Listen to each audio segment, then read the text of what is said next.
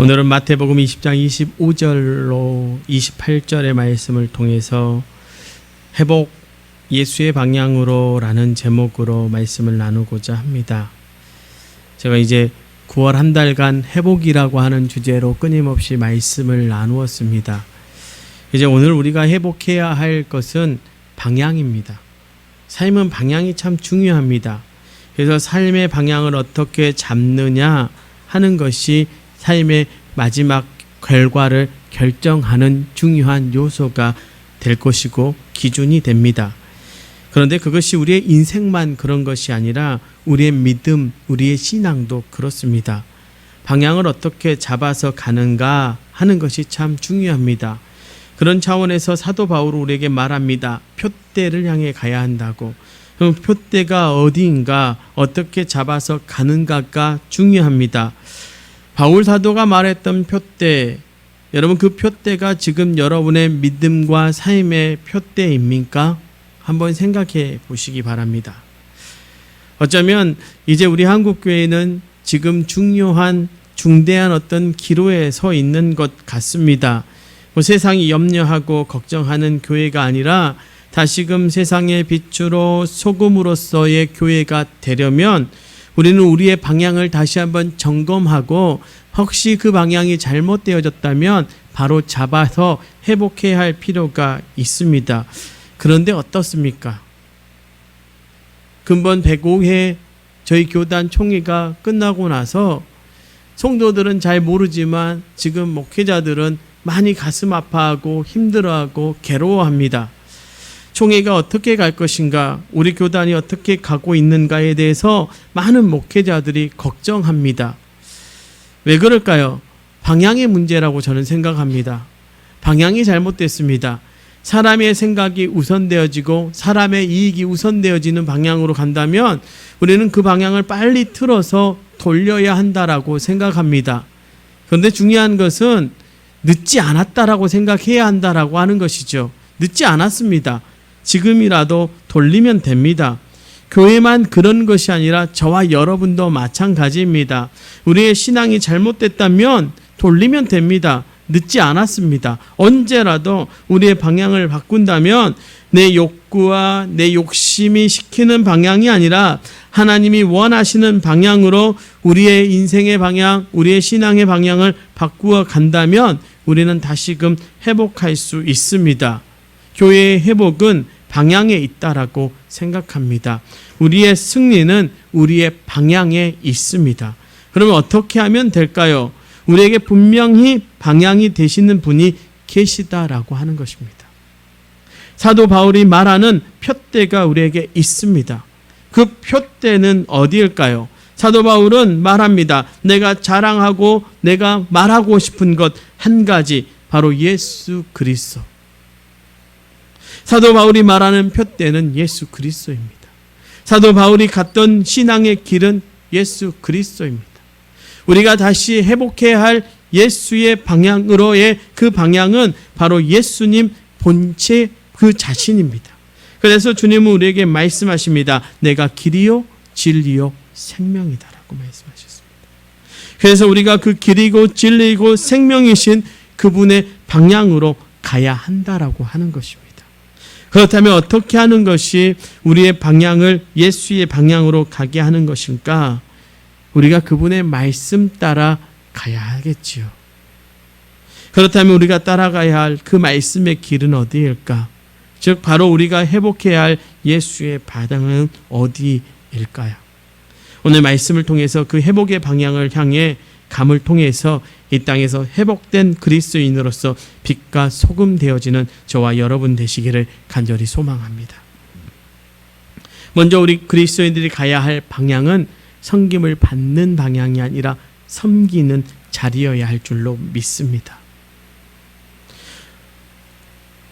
오늘 본문 28절입니다. 이렇게 말씀합니다. 인자가 온 것은 섬김을 받으려 함이 아니라 도리어 섬기려 하고. 오늘 본문의 내용은 여기서부터 시작합니다. 한 어머니가 예수님을 찾아왔습니다. 제자의 어머니죠. 세베대의 아들 야고보의 어머니가 찾아왔습니다. 그리고 그 어머니가 예수님께 요구합니다. 무엇을 요구하는가 하고 말씀을 봤더니 21절의 말씀에 보니까 이렇게 요구합니다. 나의 이 두 아들을 주의 나라에서 하나는 주의 우편에 하나는 주의 좌편에 앉게 명하소서. 지금 어머니의 요구는 뭡니까? 자신의 아들들이 높은 자리에 앉는 것입니다. 세상에서 출세하고 명예를 얻는 것입니다.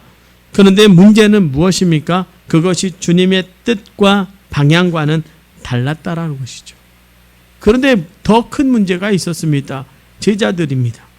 제자들이 어떻게 하고 있습니까? 그 어머니의 모습을 보면서 제자들이 아이고 방향이 틀렸네. 우리 주님이 원하시는 건 그것이 아닌데 아이고 어쩔까나 우리가 잘 살았어야 됐는데 하고 한탄하거나 회개하거나 돌아보는 것이 아니라 무엇하고 있는가 봤더니 24절에 이렇게 말씀하네요. 열 제자가 듣고 그 두 형제에 대하여 분이 여기거늘. 제자들이 분이 여겼다는 것입니다. 화가 났다는 것입니다. 제자들도 예수님이 가셨던 그 길과 방향에 관심이 있는 것이 아니라 내가 어떻게 하면 높아질 수 있을까? 우리 주님이 왕이 될 때에 내가 어떤 간직을 얻을까? 내가 어떤 명예를 얻을까? 내가 어떤 높은 자리에 앉을까? 내가 어떤 권세를 가지고 많은 사람들의 섬김을 받는 위치에 설까? 이것 고민하고 있었기 때문에 분이 여겨진 것 아니겠습니까? 어쩌면 우리도 그렇습니다. 우리도 다른 사람들을 지배할 수 있는 권세를 갖기를 원합니다. 많은 사람들에게 섬김을 받는 위치에 서기를 위해 노력합니다. 교회가 큰 교회 만들고 세상 사람들이 보고 건물을 보고 우와 저 교회 봐라 엄청 크네. 저 교회 목사님은 어제 어느 목사님 만나서 이야기하는데 이 말 하는 거예요. 성도가 1000명만 돼도 대통령하고 같다는 거예요. 목사가 먹고 사는데 지장 없다는 거예요. 목회자들이 거기에 관심이 있다는 거예요. 그렇습니까? 그런데 그때에 우리 주님이 말씀하셨다는 것이죠. 너희 중에 누구든지 크고자 하는 자는 너희를 섬기는 자가 되고 너희 중에 누구든지 으뜸이 되고자 하는 자는 너희 종이 되어야 하리라.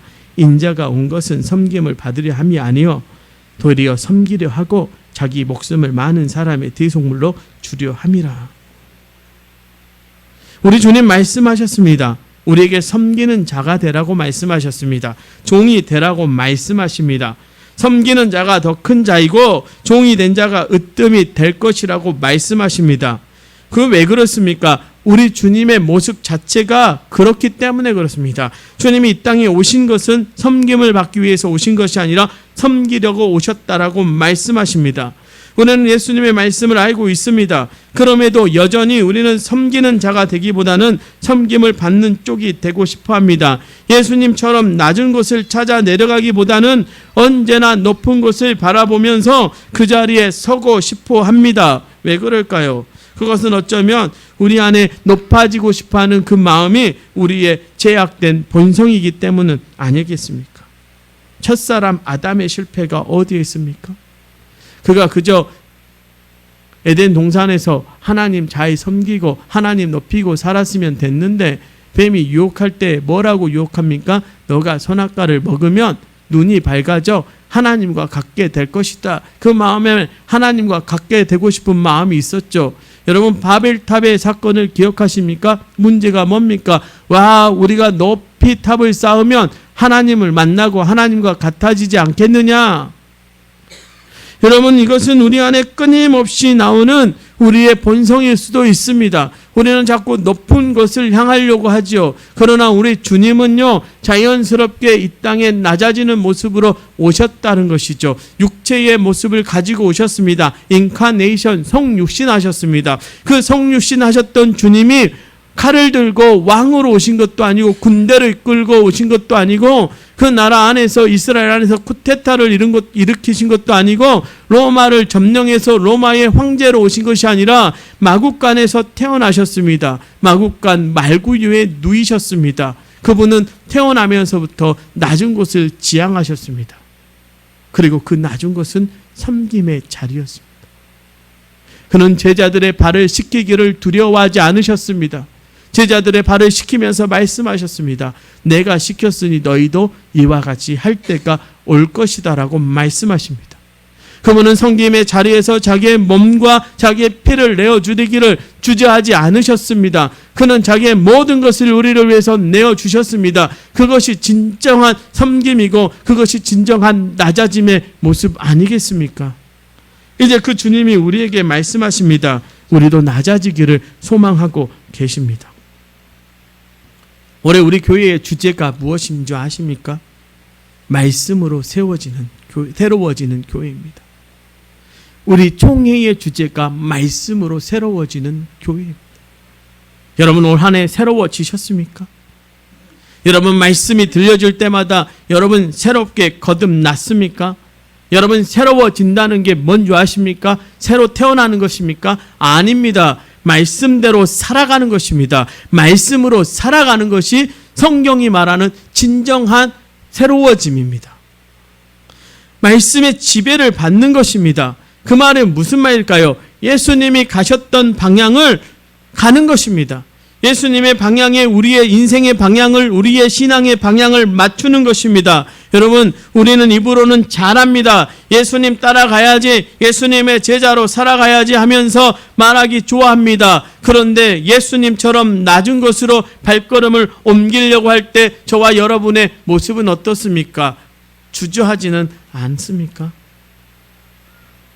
다른 사람을 섬기는 위치에 서는 것을 주저하고 있지는 않습니까? 우리 주님이 그 모습을 본다면 좋아하실까요? 거기에 한번 물음을 던져봤습니다. 좋아하실까?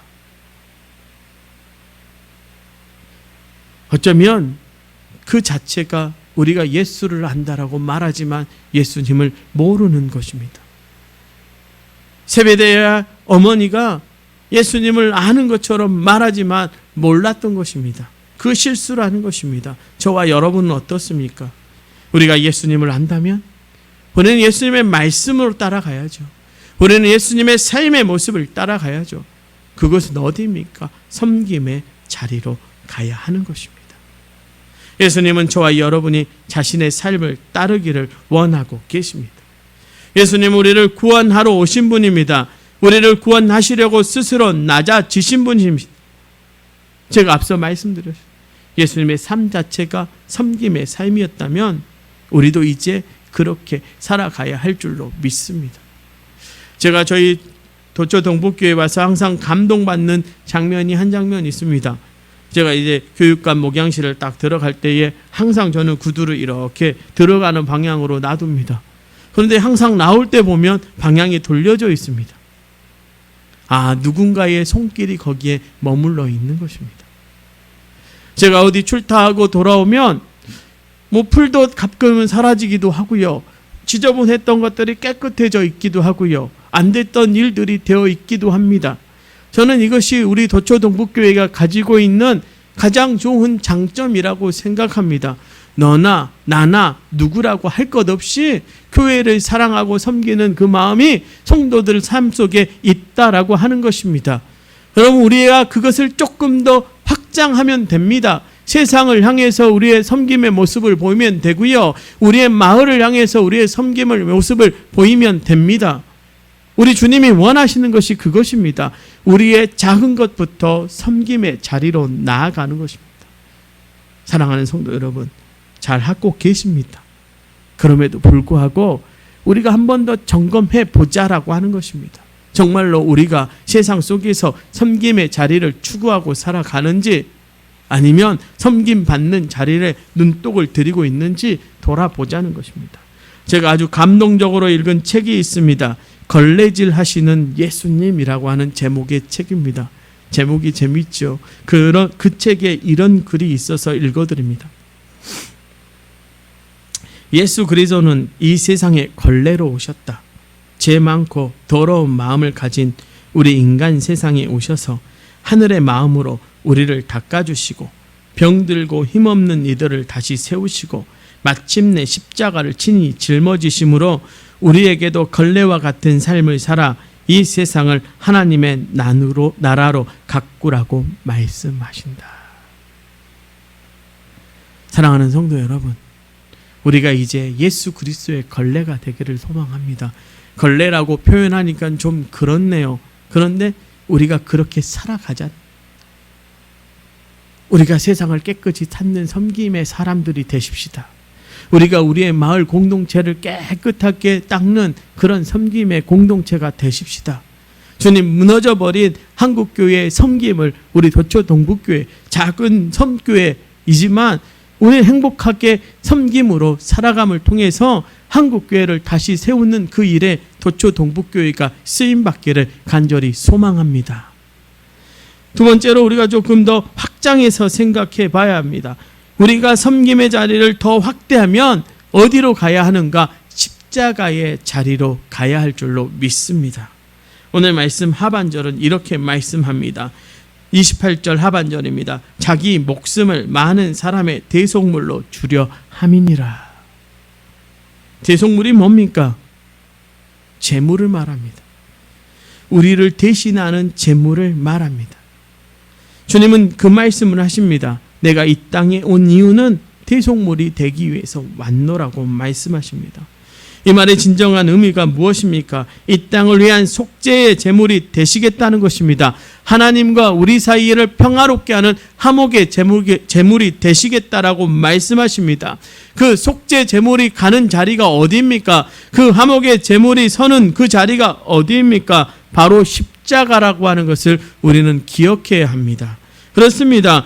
그는 예수님은 십자가의 자리로 가셔서 온 인류를 구원하신 하나님의 구속의 역사를 이루어내셨습니다. 그렇다면 그것이 예수님의 사명으로 멈춰지는 것입니까? 아닙니다. 이제 저와 여러분에게 주어지는 이름을 기억해야 할 줄로 믿습니다.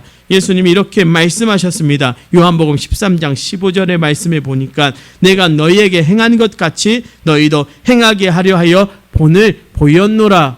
주님 십자가 지심의 본을 우리에게 보여주셨습니다. 그리고 그 길을 걸어가실 때 이렇게 걸어가라고 말씀하셨습니다. 때론 그 길에 희생이 따르고요, 나아가 헌신을 따르는 그 길을 가셨습니다. 그러기 위해서 주님 우리에게 말씀하십니다. 이에 예수께서 제자들에게 이르시되 누구든지 나를 따라오려거든 자기를 부인하고 자기 십자가를 지고 나를 따를 것이니라. 사랑하는 성도 여러분, 이제 저와 여러분의 차례입니다.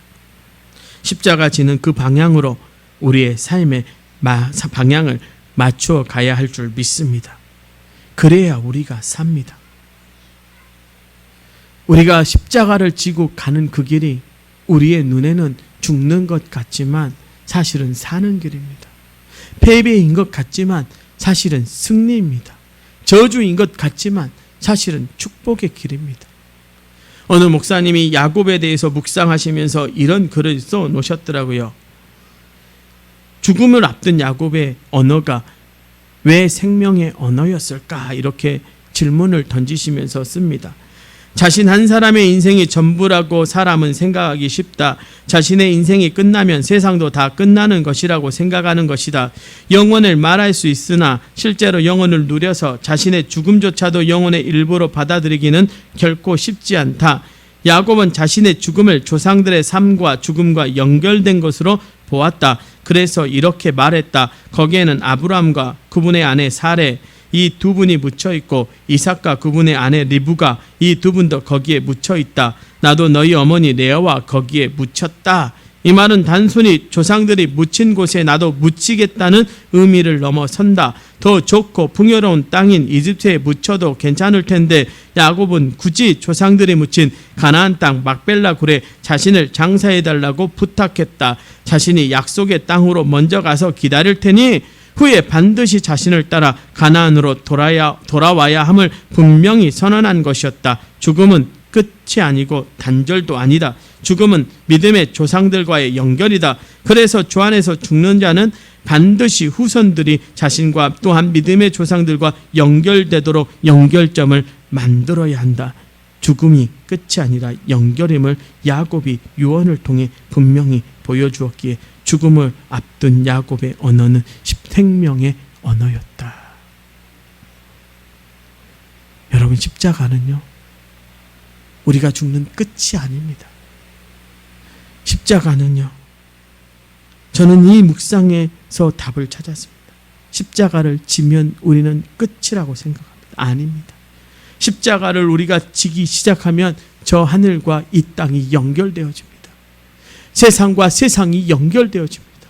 교회와 세상이 연결되어집니다.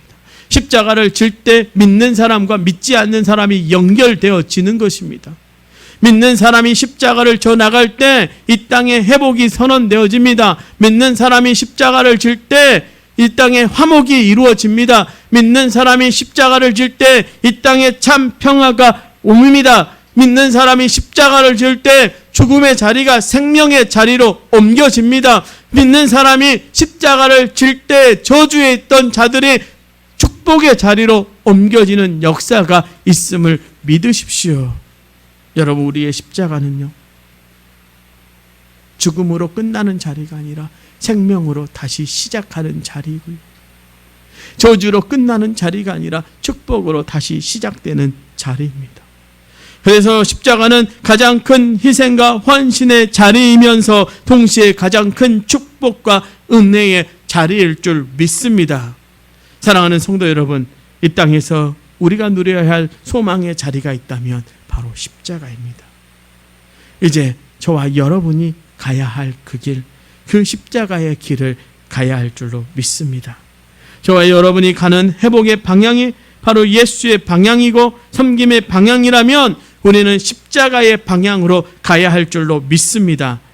이제 저와 여러분이 삶에서 십자가를 섬김으로, 십자가의 섬김으로 우리의 방향을 잡고 나아간다면 우리에게 더 풍성한 삶이 되지 않겠습니까? 제 바람을 이 글을 통해서 여러분에게 조금 나누고자 합니다. 아까 말씀드렸던 그 책에 나와 있는 내용입니다. 저는 우리 성도들이 이렇게 살았으면 좋겠습니다. 성경이 아니라 생활의 밑줄을 그어야 합니다. 교회 예배실에 걸려있는 십자가가 아니라 내 등으로 짊어지는 것이 진정한 십자가입니다. 방 구석에 던져진 걸레는 그저 썩어져 가지만 내 두 손으로 닦는 걸레는 세상을 빛나게 합니다. 십자가는 걸레이어야 하고 성도는 그 걸레를 들고 자신의 삶과 세상을 닦는 자입니다.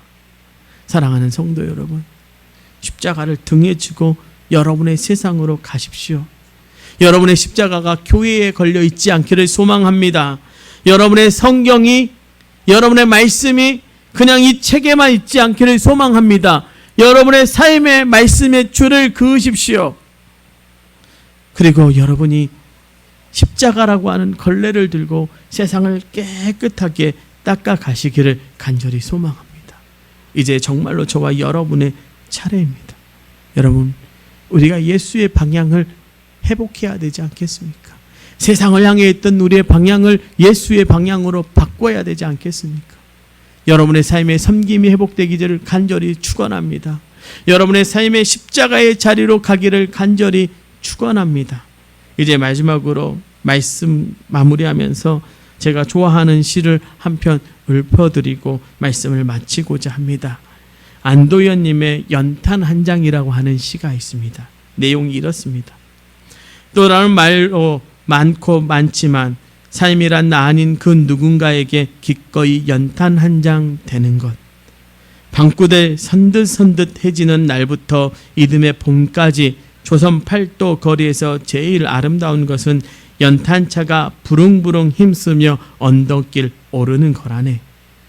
해야 할 일이 무엇인가를 알고 있다는 듯이 연탄은 일단 제 몸에 불이 옮겨 붙었다 하면 하염없이 뜨거워지는 것. 매일 따스한 밥과 국물 퍼먹으면서도 몰랐네. 온몸으로 사랑하고 나면 한 덩이 채로 쓸쓸하게 남는 게 두려워 여태껏 나는 그 누구에게 연탄 한 장도 되지 못하였네. 생각하면 삶이란 나를 산산이 으깨는 일, 눈 내려 세상이 미끄러 어느 이른 아침에 나 아닌 그 누가 마음 놓고 걸어갈 그 길을 만들 줄도 몰랐었네. 나는. 사랑하는 성도 여러분, 우리가 십자가는 되지 아니하더라도 이 땅을 살아가면서 누군가에게 연탄 한 장 되어줄 수 있다면 얼마나 이 세상이 따뜻해지겠습니까? 교회는 그것으로 성장하는 것입니다. 교회는 섬김으로 성장하고요. 교회는 십자가짐으로 성장합니다. 저는 우리 도초 동북교회 성도들이, 그리고 제가 이 지역 안에서, 이 한국 땅 안에서 어느 누군가에게 연탄 한 장이라도 되어주는 삶을 살았으면 좋겠습니다. 그 삶을 통해 복된 인생 살아가는 저와 여러분 되시기를 간절히 축원합니다. 기도하시겠습니다. 주님, 우리의 시선이 잘못되었다면 이 시간 돌이키게 하여 주시옵소서. 우리의 방향이 잘못 가고 있다면 주님 책찍질하셔서 그 방향 아니야 라고 우리에게 말씀하시며 주님 가셨던 그 길로 갈 수 있도록 우리의 몸을 돌이켜 주시옵소서. 주님, 우리가 십자가를 부담스럽게 생각하고 무겁게 생각한다면 오늘 어느 누군가에게 연탄 한 장이라도 되어줄 수 있는 십자가를 지게 하셔서 주님, 우리 사랑하는 도초 동북교회를 통해서 섬김의 십자가가 회복되어지기를 소망합니다. 구원의 십자가가 회복되어지기를 원합니다. 회복의 십자가가 우리 눈앞에 펼쳐지게 하여 주시옵시고 이 땅의 교회들을 든든히 세워가는 도초 동북교회가 되게 하여 주시옵시고 믿지 않는 사람들을 향해 주님의 사랑을 전하는 도초 동북교회 성도들이 되게 하여 주시옵소서. 그것이 우리의 복임을 날마다 선언하며 살아가게 하여 주시옵소서. 십자가 가장 큰 희생과 헌신의 자리이지만 가장 큰 축복과 은혜의 자리임을 날마다 기억하며 그 길을 뚜벅뚜벅 걸어가는 저와 우리 도초 동북교회 모든 성도들이 되게 하여 주시옵소서. 예수님의 이름으로 간절히 기도하옵나이다. 아멘.